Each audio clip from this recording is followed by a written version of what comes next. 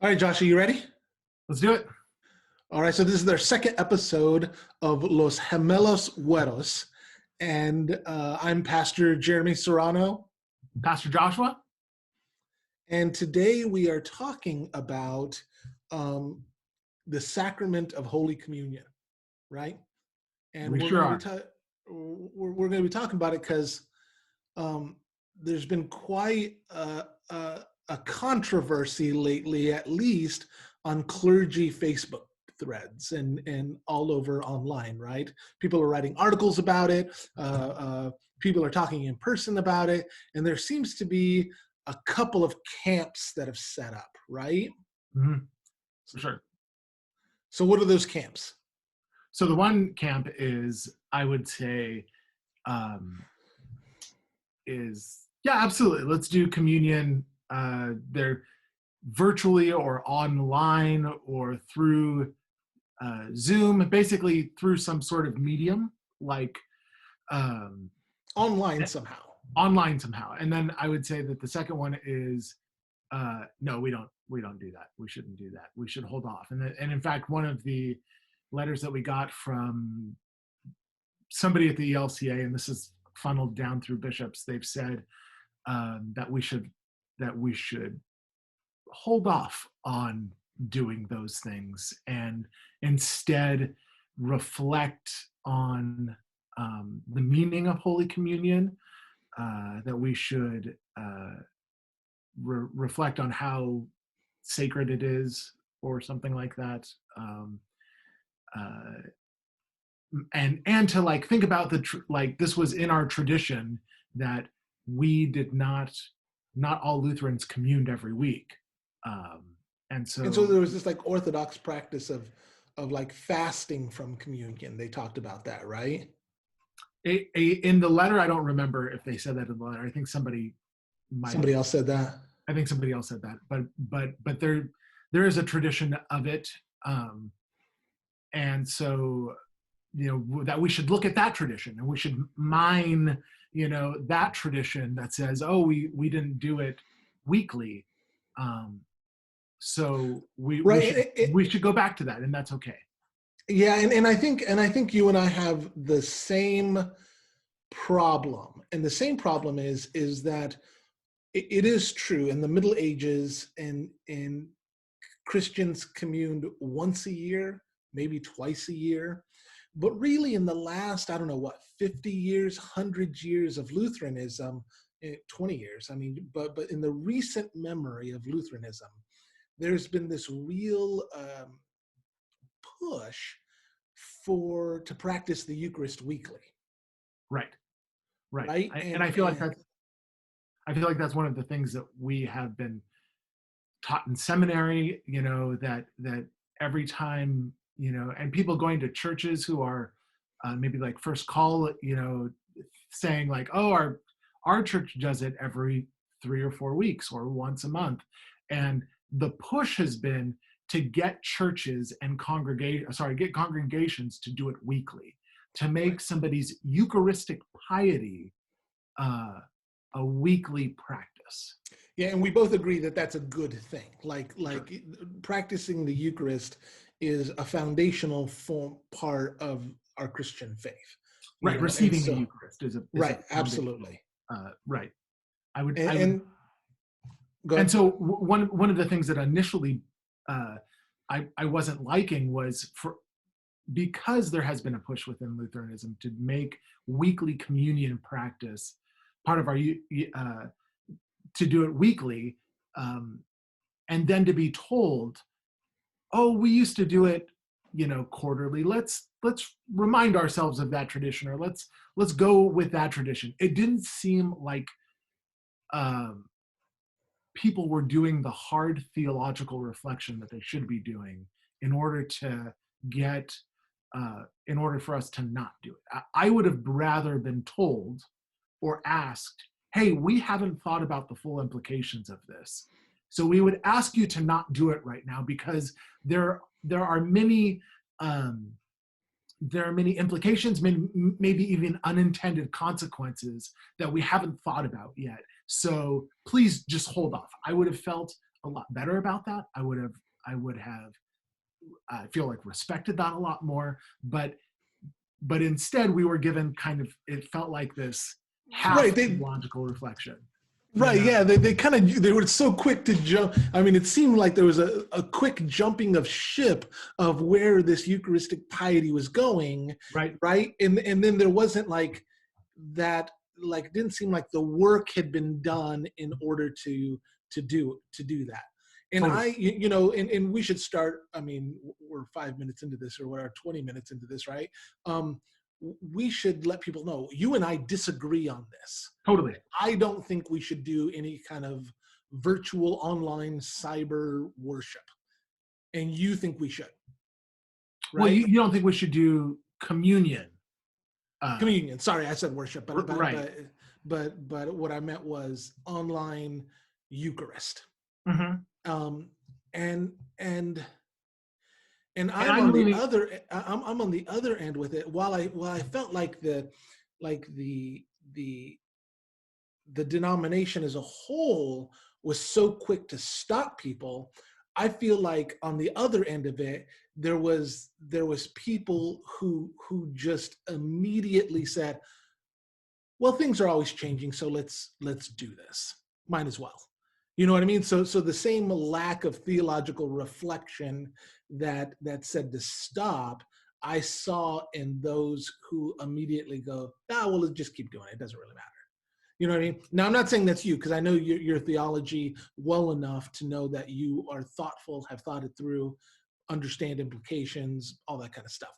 but But but but you but I would say there's actually a third camp, and well, go ahead. and I would say the third camp is a pastoral camp, which is if we truly believe that Jesus is within, under, and around, is the body and blood of Jesus given for you, um, that a pastoral concern is people are starving for it and people are going to die. There are members of people's congregations that are going to die from COVID-19. And so, as a pastor, to give them Jesus in a tangible way, it is a pastoral necessity. Right. And I would say that the same pastoral concern you have of giving it, I would say I would rather not give it than give it wrongly. So we got to talk about communion, right? Like let's talk about what we agree on with communion, with the Eucharist, okay? Okay. So what is the Eucharist? Talk about that, because I know we agree about it. Well, you have to have the elements for it, right? It is bread and wine. Mm-hmm. So, I'm and writing then this down. with that, you have to have the word. And so we use the words of institution. That was kind of early Luther in the Formula of Concord was like, you got to have, the words of institution, right? You have to have a gathered assembly, because Luther was against private masses, Mm-hmm. priests doing it just alone. You have to have, so you have the word, you have the elements, The gathered assembly, gathered assembly. and then there has to be the distribution, right? Because you can't just have the elements, do the words, gather the assembly, and then show it to people. Right, So, that was one of so the things that we couldn't do, right? yeah. Because So Luther was against people using the sacrament away outside of the normal use of Holy Communion. So it wasn't meant to just be venerated or right. processed. It wasn't just meant to be, or some of the things that had developed at that time. It was meant to be received. Right, or the ocular reception of communion, they were saying in the Middle Ages, was enough. That all you had to do was just look on the raised host, and it's as if you were receiving it, just because you were receiving it through your eyes, right? But That's for right. Yeah. but that's not what Luther is about. You had to actually take it in, Right. right? So there had to be a distribution and slash a reception. Right. Is there anything we're missing? I don't think so. I mean, there is the sense of who is also as part of our calls as pastor, is making sure that the word is preached rightly and the sacraments are distributed, or the word and the sacrament are done correctly. Right. Right. So there's a sense of good order of the church. Oh, right. Good order, right?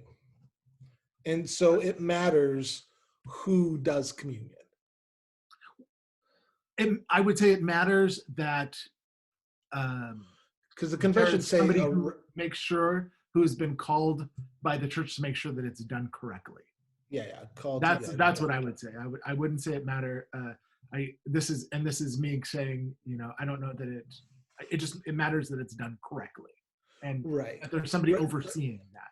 And I think our solidly Orthodox Lutheran friends who would really dislike that like I was given permission to preside over communion before I was ordained.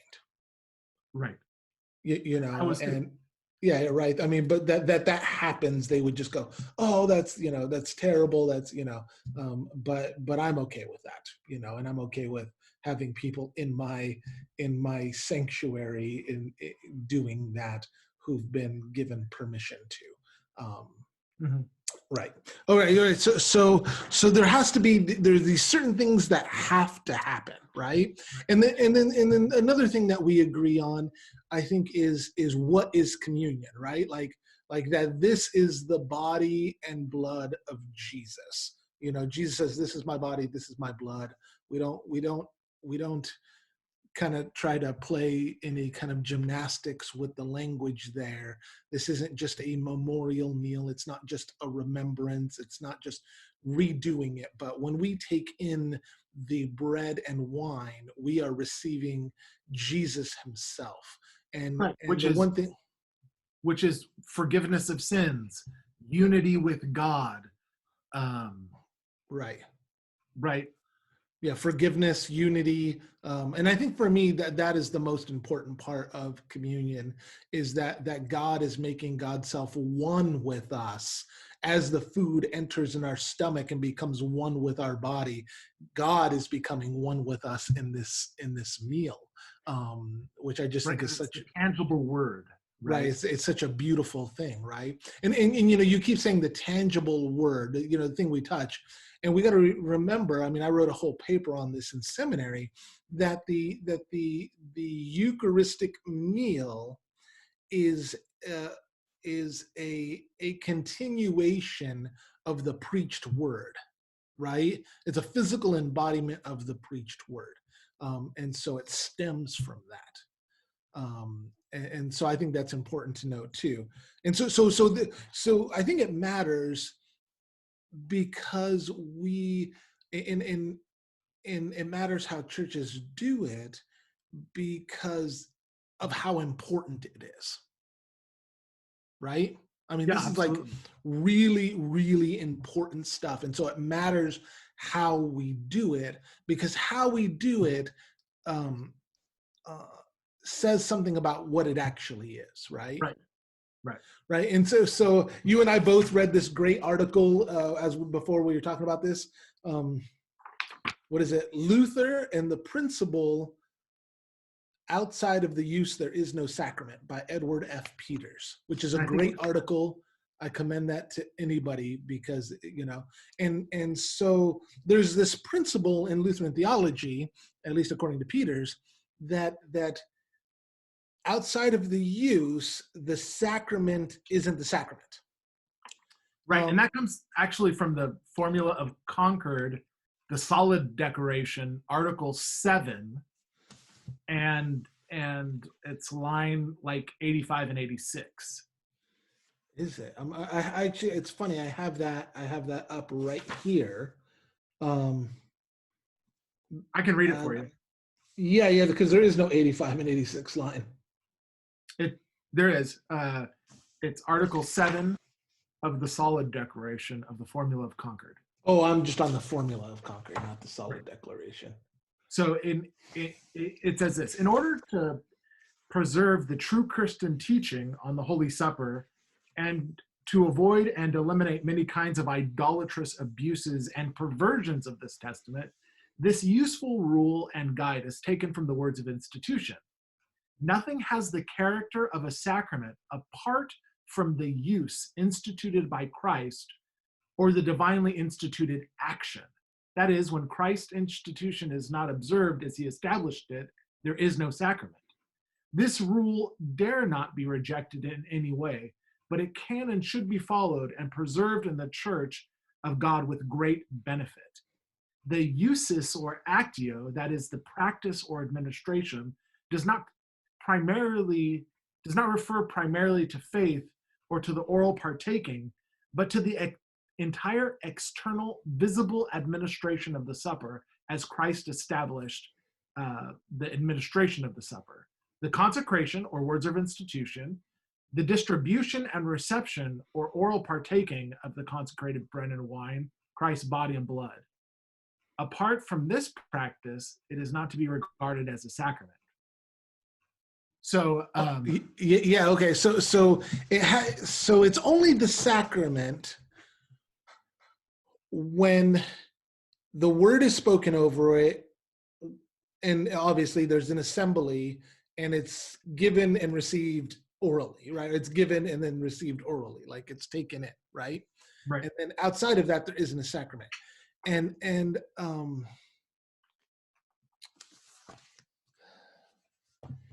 that paper we read, it's interesting because there is like some leeway for that, right? Because like the Luther in that paper was talking about how the bread like just shouldn't be mixed with any other kind of bread. That bread was set apart for the sacrament and should stay set apart from the sacrament.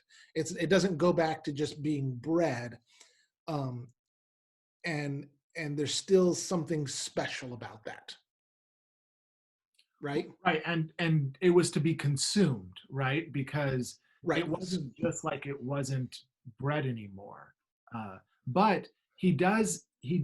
I mean, it is used for the purpose of communion, but he also wanted to get over the things like having what do you call it? Like a tabernacle where you right, where you reserve the sacrament. Yeah. Right. It had to be for the use of. So while you were doing it, that's when it was while it was being used for the action it was intended. Right. Do you consume it all? They do in the back room after it's done. Oh, really? See, yeah. Or they pour it out. Yes, on the ground. I think so. Yeah. Yeah. We do the same thing. We pour out the wine. Part of my piety during the Eucharist is if we have multiple intinction chalices, I will drink all of one of them, as my kind of symbol of consuming it all.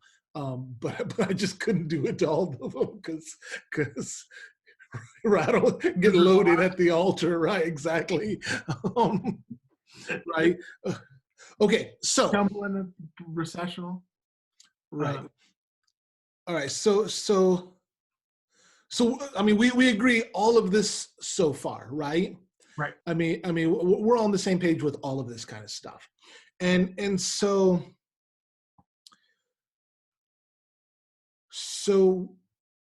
some of these things with virtual communion are easy to solve. Telling people to have the correct elements. Right.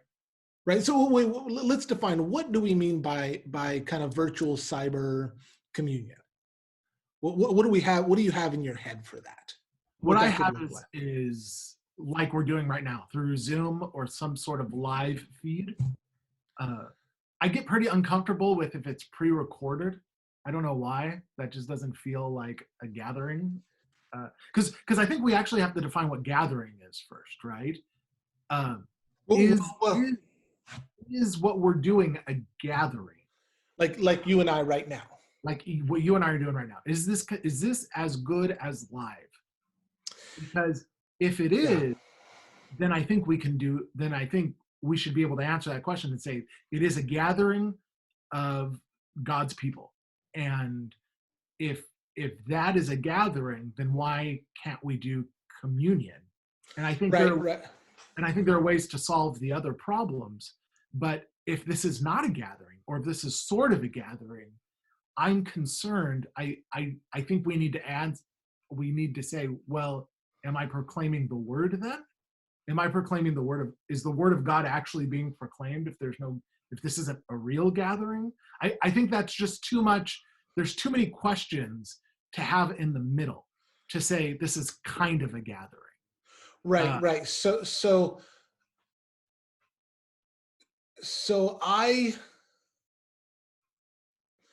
I don't think that a virtual gathering is equal to an in-person gathering. And the reason that I don't think that is because, first off, people are going to say, well, this is very meaningful. I have very meaningful online relationships and all that kind of stuff. Absolutely, I agree with that. Well, you can have very meaningful relationships through technology. You can have very meaningful um, um, um, getting together, gatherings, virtual gatherings of people. But we want to get together in person. And I think we're all experiencing that right now. While we have all of these Zoom meetings and we're getting together, there is nothing that actually replaces being together in person. And everything else is substandard to the actual of gathering in person. And so that's why I think we have to now differentiate virtual gathering from in-person gathering. so I think this goes back to one of my frustrations about the letter that we received or that we got, um, and that is in explaining um, what we should what we should be meditating on. Um,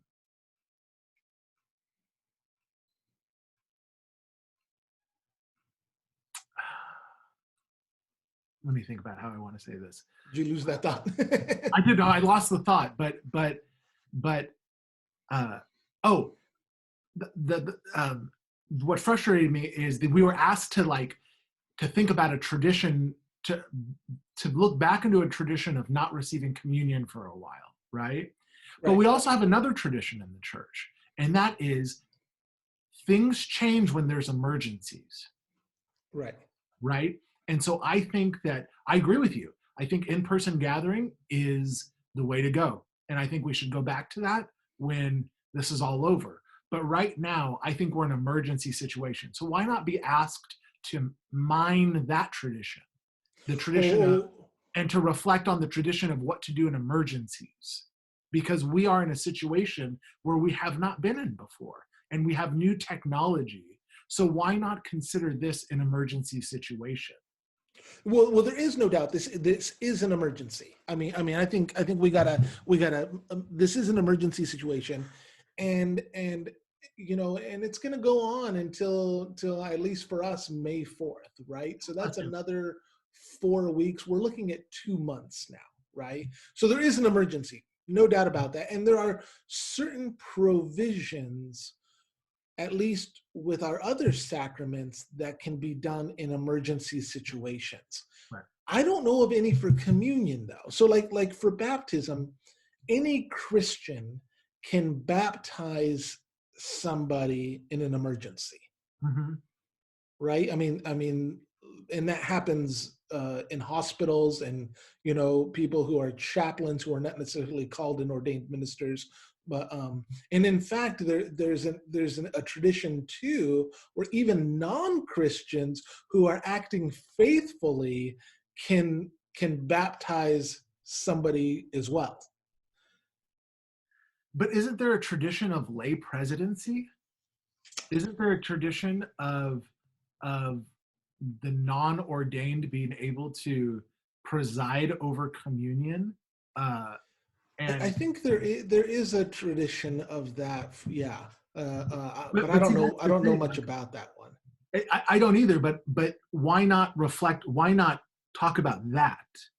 Oh, right, right, You know right. what I mean? Like we're being asked to think about an older tradition where we didn't receive communion, and I think that's because it just makes the powers It's that be easier. comfortable. It's easier to say don't do it than have to really reflect on other traditions where we could possibly do this. You Right. know, when I was an intern um, down in San Diego, we did this really interesting thing. We had a great conference, right? And they did worship every week on a Wednesday. We always met for some sort of Bible study, and then we did worship, and it went between each pastors. Well, when it was my turn, being the intern, I couldn't preside, right? But what we decided to do was everybody else was pastors there. So I stood at the table and we all said the words of institution together, Right. you Right. know. Uh, so why not, if we're doing it virtually, why not all say the words of institution together? So, Yeah. Yeah. that might be jumping the gun. Maybe we should be talking about that at another point. But Yeah. Yeah. So gathering, emergency because we gathering is what we're talking about. right, and so for me, virtual will always be substandard to to getting together in person. And so I'm not sure that the communion, and this is going to sound terrible, but I'm not sure it's valid with with what the formula says, um, if it's in that virtual community rather than in the physical presence. I'm not sure that criteria is met for community. Go. And I guess my question to that is, if you really think that, then why gather at all? Like if it's not a real gathering, then Well, why do it see, at no, no, all? no, no. It's a real gathering, but it is substandard to the gathering of physical in person, and we experience this in our own lives. I'm using this based off of our experience, right? Like you and I talk virtually almost every day, right? Yeah. Right, but we recognize that while that's great, I mean, we still get together, physically. And I guess I'm with you about the gathering of the assembly is is necessary, but we're in an emergency. This is now an emergency, and Yeah. so things are going to be done differently now, in order to, you know, in order to have communion, we'll do it differently now. I'm not saying this is the way we should do it from now on. I'm saying Right. this is where we're at right now, and it's possible to do it uh, if we're live. But I think there's certain things that we should do to make sure that it's like the criteria is set, right? Like Like what? Go ahead. that it's done live, that it's not done Yeah, yeah, that it's not done through a recording. yeah. I'm not comfortable with I'm not comfortable with like drive-by communion that people are doing, because I think that negates some of the communal aspects of communion. Um, I'm not comfortable with the pickup communion where people just leave out communion and other people go pick it up, or mailing it, or that and I don't have good reasons why I'm not. It just doesn't feel like that we're using it for the intent that was the Well, intention. let me help with that, because I don't like those things either, because I think that they break the like with the pickup communion, right, where they come by and to your car and put it right there. I mean, I feel like that's pretty much like private communion. You know what I mean? With just you and that family, and you're doing private communion. Right. And I'm against that, because I think it's for communal, right? So I'm not sure the pickup communion. I don't think, or where you just go and get it, and somebody kind of leaves it there. I mean, I've experienced that in the evangelical church, and for me, there's no distribution. And so because there's no distribution, where somebody says, this is the body of Christ given for you. This is the blood of Christ. This isn't just bread and wine left out on a table. This is what this is. Because I think that's an important element. Then just going and getting it, you miss the words of institution, you miss the gathered assembly, you miss the distribution. And so Somebody. all you end up with is just the reception. Right.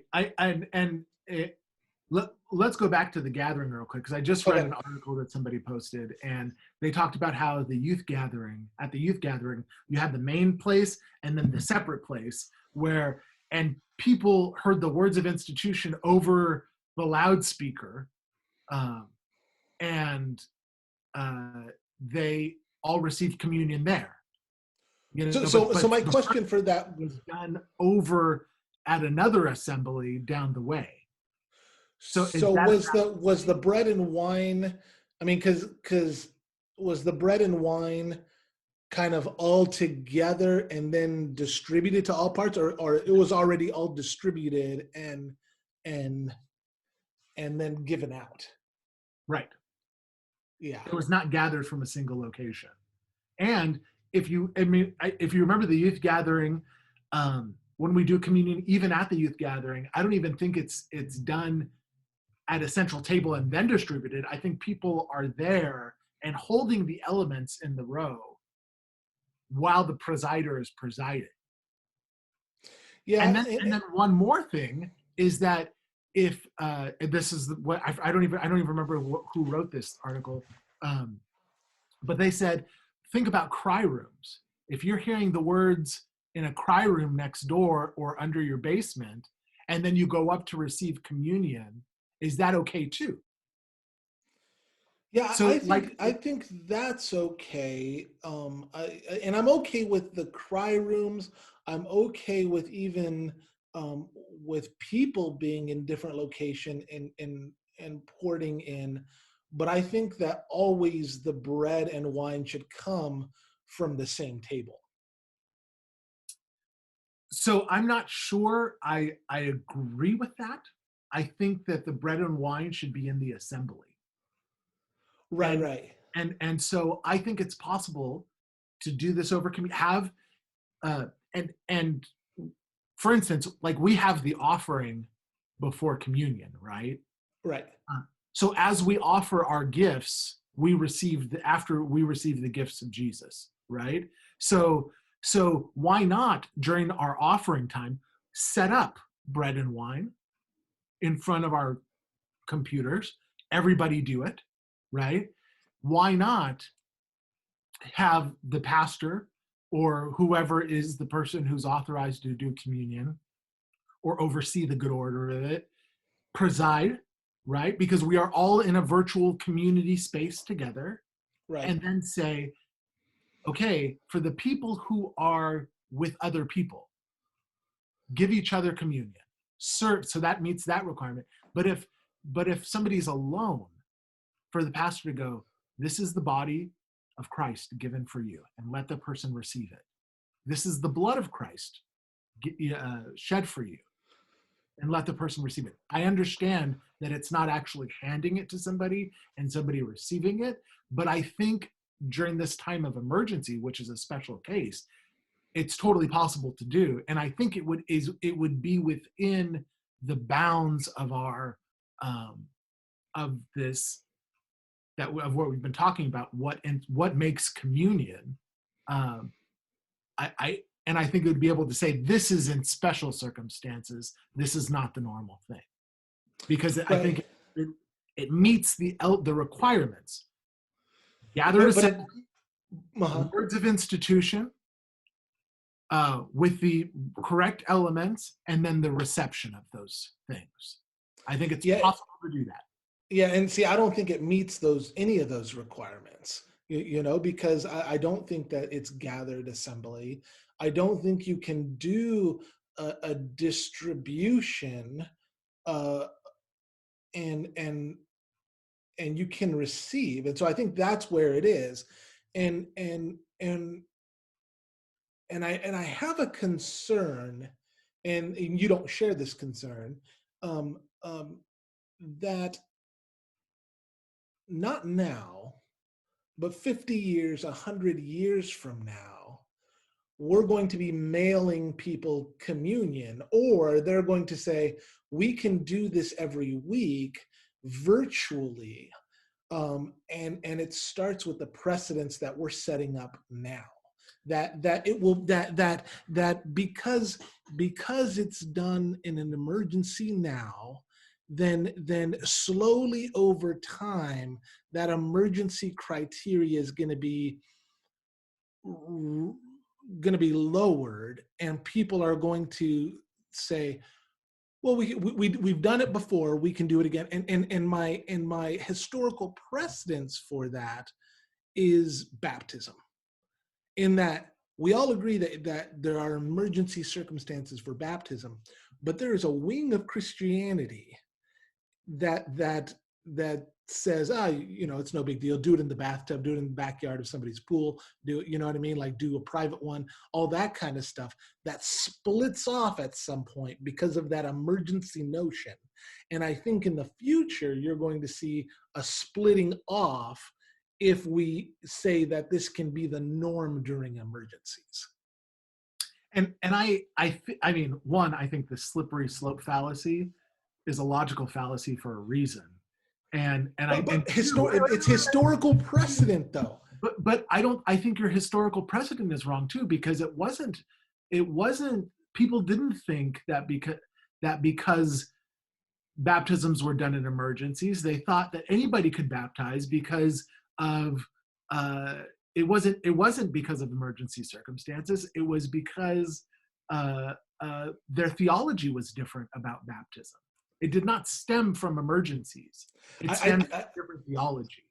See, I think that practice changed the theology over time.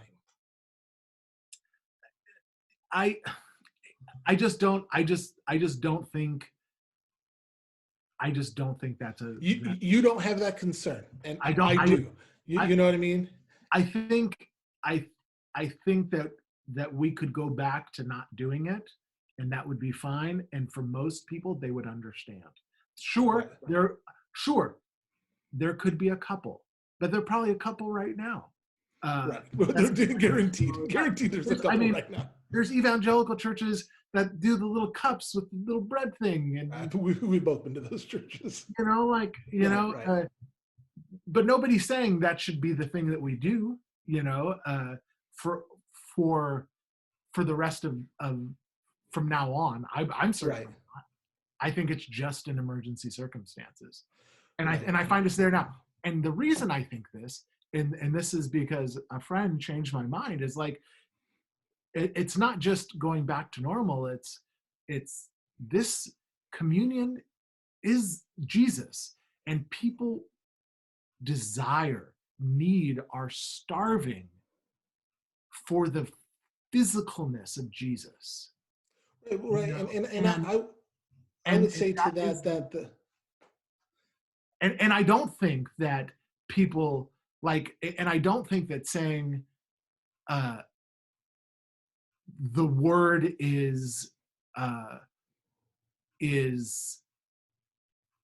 should be enough for people, because we have word and sacrament for a reason, because Right. Jesus promised that there are physical ways that we could receive him in order for the comfort of our souls. And We agree on that. We absolutely agree on that. And I think that is an important thing for people during this crisis. And so Right. that's one of the reasons why I'm on board for this. While I think this is a crisis and an emergency, I need more time with it. I need a longer time for me to get to where you are, because, and I don't, in this rushing that people are dying, that doesn't really hold much water with me. And the reason it doesn't hold much water is because people are always dying. People are always not able to get to communion. People, I mean, that's happening all the time. That has always been a thing. And so I don't think that right now with this, there's a specific rush to do it. I think, I would say, if this continues on way longer than it seems like it's going to be planned for, I might be willing to concede that we're in enough emergency to change our practice. But I just don't think we're there yet, and I don't think we're going to be in this long enough for it to be worth changing the practice. Yeah, and I don't know that I agree with that. I do think, though, and let me just. And I'll give you the last word. I'll give you the last word, because we're going on an hour right now, so you can have the last word. Well, I do think one thing that we have to seriously consider if that we're going to do this, and this might be just making a slight case for your side, is the incarnational element of communion, that we are embodied in each other. The body of Christ is embodied in the community, and that is an important element that we miss doing virtually. And the only thing I would say to that is, again, this is special circumstances. So. Right. All right, Josh, we have been going an hour. I'm sure people are done hearing us kind of to get snippety with each other around theology. I'm sure they stopped listening at like minute 10. Nobody is listening right now. Nobody's guaranteed, listening. Right? In fact, let's put it out there. If you're listening to this, leave a comment, all right? Leave a comment and say, I heard the whole thing, all right? All right, good to talk to you, brother. I'm glad we were able to do this. Yeah. Peace. Thanks, man.